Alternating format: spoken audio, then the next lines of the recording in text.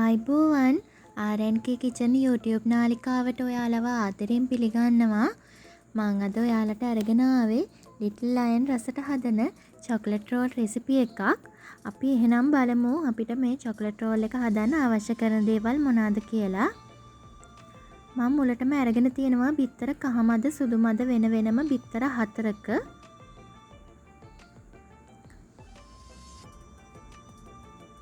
Baking powder, vanilla, කුඩු කරගත්ත සීනි මේස හැඳි 6යි, චොක්ලට් පවුඩර් මේස හැඳි 2යි, පාන් පිටි මේස හැඳි 6යි. ඒ වගේම ආප සෝඩා 8න් 1යි.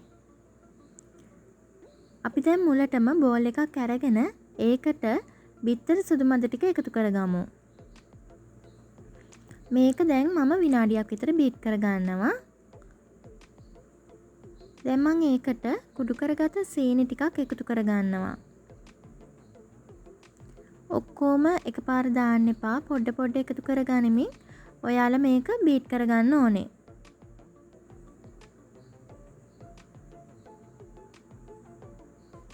ඊට පස්සේ මම මේකට බිත්තර කහමද ටිකත් එකතු කරගන්නවා. බිත්තර කහමදත් එකතු කරගෙන මම මේක විනාඩි 5ක් විතර හොඳට බීට් කරගන්නවා.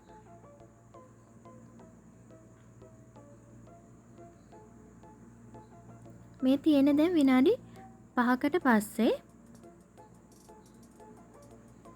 අපි දැන් මේකට පාන් පිටි ටිකයි චොක්ලට් පවුඩරුයි ඒ වගේම ආප සෝඩා බේකින් පවුඩර් තේ හැඳි 1යි මේ ටික ඔක්කොම එකතු කරගෙන මේක හොඳට හලා ගන්න ඕනේ. ඔක්කොම එකපාර හලා ගන්න එපා. පොඩ පොඩ අපි මේක එකතු කරගන්න ඕනේ මේ කේක් මිශ්‍රණයට.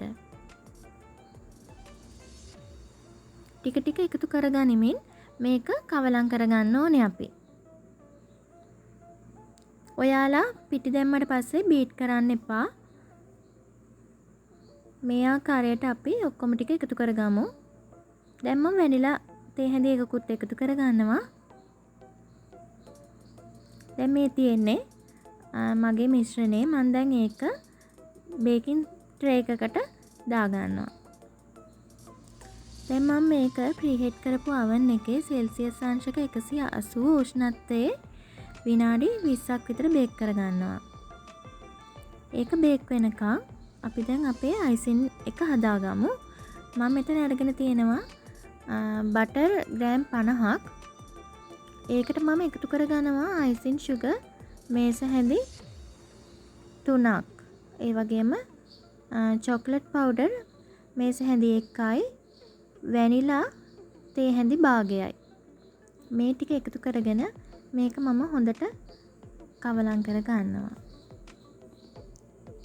මට අයිසින් sugar මදි කියලා හිතුණා. මම ඒකින්ද තව ටිකක් එකතු කරගත්තා. මේ ආකාරයට අයිසින් එක ඔයගොල්ලෝ හදාගන්න. දැන් මගේ කේක් එක හරි. ඒක හිමින් සැරේ ඔයාලා පිටිපැත්තේ කොලේ ගලවගෙන මේ ආකාරයට උණුවෙන්ම ටක් ගාලා රෝල් කරගන්න ඕනේ. කේක් එක හොඳට තද වෙන්න මේ විදියට රෝල් කරගන්න. රෝල් කරගෙන ඒක ටිකක් වෙලා තියෙන්න දෙන්න නිමෙන්න.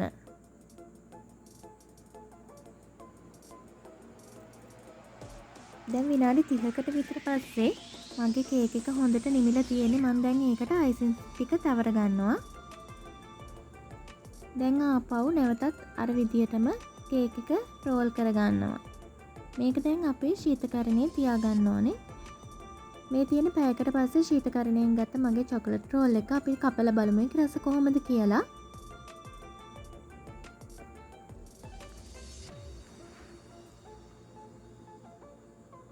මේ තියෙන්නේ අපි හදාගත්ත chocolate roll එක.